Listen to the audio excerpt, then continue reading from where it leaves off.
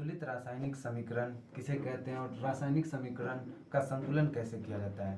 तो सबसे पहले संतुलित रासायनिक समीकरण किसे कहते हैं। वैसा रासायनिक समीकरण जिसमें अभिकारक और उत्पाद यानी रासायनिक समीकरण में भाग लेने वाले सभी तत्वों की परमाणु क्रमांक समान हो, उसे हम संतुलित रासायनिक समीकरण कहते हैं। तो संतुलित रासायनिक समीकरण को संतुलित क्यों किया जाता है, तो इसके पीछे कॉन्सेप्ट है कि हम रासायनिक समीकरण का संतुलन इसलिए करते हैं क्योंकि हमें द्रव्यमान संरक्षण के सिद्धांत को पूर्ण करना होता है। अर्थात द्रव्यमान संरक्षण के सिद्धांत को पूर्ण करने के लिए हम रासायनिक समीकरण का संतुलन करते हैं। अब बात आया कि संतुलित रासायनिक समीकरण को संतुलित तो करना है द्रव्यमान संरक्षण को पूरा करने के लिए, लेकिन किस तरह से करना है ये हमको सीखना है। जैसे मान लीजिए मेरा एक एग्जांपल है कि Mg plus HCl equals to MgCl2 plus H2। इसको हमें संतुलित किस प्रकार करना है। यहाँ मेरा क्लोरीन 1 है लेकिन क्लोरीन यहाँ पर 2 है, तो मेरा ये समीकरण संतुलित नहीं है, लेकिन हमें इसे संतुलित करना है। तो देखिए करने का तरीका क्या है। पहले हमें लिखना है कौन कौन सा तत्व मेरा समीकरण में यूज हुआ है तत्व, उसके बाद दाएं और बाएं और वह तत्व कितना है और दाएं और कितना है।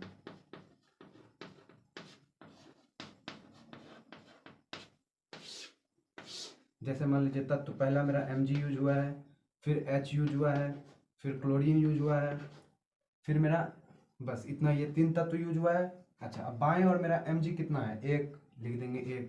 फिर दाएं और मेरा Mg कितना है, दाएं और भी 1 है। मेरा हाइड्रोजन दाएं और बाएं और कितना है, हाइड्रोजन मेरा बाएं और 1 है। दाएं और हाइड्रोजन कितने हैं 2। फिर क्लोरीन मेरा बाएं और कितना है तो 1 है 1। फिर क्लोरीन मेरा दाएं और कितना है तो 2 क्लोरीन है। अब हमें देखना है कि मेरा Mg पहले संतुलित है क्योंकि इस और भी Mg1 इस और भी Mg1, लेकिन हम देख रहे हैं कि मेरा हाइड्रोजन इधर बाएं और 1 है और लेकिन दाएं और 2 है हाइड्रोजन। क्लोरीन मेरा बाएं और 2 है 1 है और दाएं और 2 है, तो यानी मेरा हाइड्रोजन और क्लोरीन दोनों असंतुलित है। अच्छा हमको हाइड्रोजन इधर 2 है तो इधर भी 2 लाना होगा और क्लोरीन को भी इधर भी 2 करना होगा, तब जाके मेरा संतुलित होगा। तो इसको हम 2 से गुना कर सकते हैं, इसको भी 2 से 2 बनाने के लिए। तो यहाँ मेरा H और C यानी हाइड्रोजन और क्लोरीन दोनों एक साथ है। अगर यहाँ हम 2 लगा दें तो मेरा दोनों H भी 2 हो गया और क्लोरीन भी 2 हो गया, और इस प्रकार मेरा समीकरण संतुलित हो जाएगा। क्वेश्चन से हम समझ गए किस प्रकार हम समीकरण को संतुलित कर सकते हैं। फिर हम एक और एग्जांपल के द्वारा इसको समझ सकते हैं। जैसे मेरा पोटेशियम क्लोराइड जब ऑक्सीजन से अभिक्रिया करता है तो KClO3 बनाता है। लिखते हैं इसको KCl plus O2 equals to KClO3। अब देख रहे हैं मेरा K यहाँ पर कितना है, पहले लिख देते हैं तत्व दाएं और बाएं और दाएं। अब तत्व हम देख रहे हैं K यूज हुआ है, Cl यूज हुआ है और ऑक्सीजन यूज हुआ है। बाएं और K कितना है 1 है। फिर दाएं और K कितना है तो दाएं और भी 1 है। अब क्लोरीन मेरा बाएं और भी 1 दाएं और भी 1। ऑक्सीजन मेरा यहाँ 2 यानी बाएं और 2 दाएं और 3। अब मेरा हम देख रहे हैं कि मेरा K संतुलित है Cl संतुलित है, लेकिन मेरा ऑक्सीजन संतुलित नहीं है। इधर 2 है इधर 3 है, तो हम क्या कर सकते हैं इन दोनों को 6 बनाने का कोशिश कर सकते हैं, तब जाके संतुलित होगा। अच्छा अगर हम इसे हमें इधर बाएं और 2 को 6 बनाना है तो यहाँ 3 ऐड कर देंगे, 3 दूनी 6 हो गया। अब यहाँ 6 हो गया तो अब हमको इधर भी 6 बनाना है, तो इसके लिए हम क्या कर सकते हैं यहाँ आगे 2 देंगे, 2 तिया 6 ऑक्सीजन हो जाएगा। अच्छा हम इसको 6 तो बना दिए, लेकिन अब हम देख रहे हैं कि मेरा K 2 हो गया और क्लोरीन भी 2 हो गया। दैट मीन्स हमको K को और Cl को दोनों को भी 2 2 बनाना है। अगर हम यहाँ 2 लगा दें तो मेरा 2 क्लोरीन और 2 K हो गया पोटेशियम। तो इस प्रकार मेरा यहाँ देख रहे हैं ये भी संतुलित हो गया मेरा समीकरण।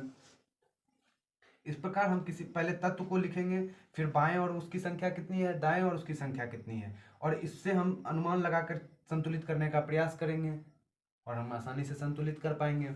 जैसे एक और एग्जांपल हम देख सकते हैं Fe plus H2O equals to Fe3O और H2। यहाँ देख रहे हैं मेरा Fe यहाँ पर बाएं और 1 है, यहाँ 3 है। अगर हम यहाँ 3 दे दे तो मेरा Fe3 हो गया। फिर हम देख रहे हैं हाइड्रोजन मेरा यहाँ 2 है यहाँ 2 है, तो हाइड्रोजन भी संतुलित है। लेकिन हम देख रहे हैं ऑक्सीजन मेरा यहाँ 4 लेकिन यहाँ 2, तो इसका मतलब यहाँ हमको 2 देना होगा, 2 दून यहाँ सॉरी 2 यहाँ अगर हम 4 दे दें तो 4 मेरा ऑक्सीजन हो गया, यहाँ भी 4 ऑक्सीजन संतुलित हो गया।